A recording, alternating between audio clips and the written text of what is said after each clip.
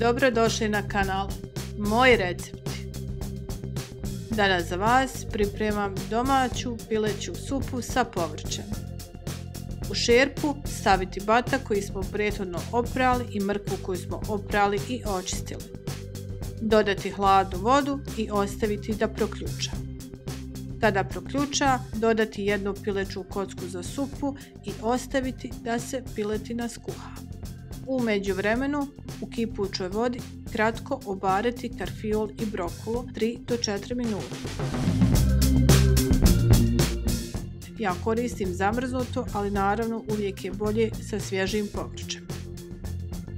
Ovdje imam sve potrebne sastojke za sup: skuhanu i usitnjenu piletinu, obaren karfiol i brokulu, skuhanu i izrezanu mrkvu, tjesteninu za supu, komadić putera, peršun, 1 litar pilećeg temeljca i sol.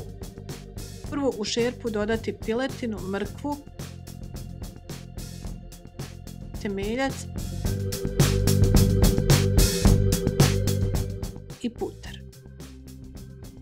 Posoliti, promiješati, poklopiti i ostaviti da proključa. Kada proključa, dodati tjesteninu i kuhati otprilike 5 minuta u zavisnosti od vrste tjestenine koju koristimo. Na kraju dodati obareno povrće i peršun i kuhati još nekoliko minuta. Servirati i poslužiti.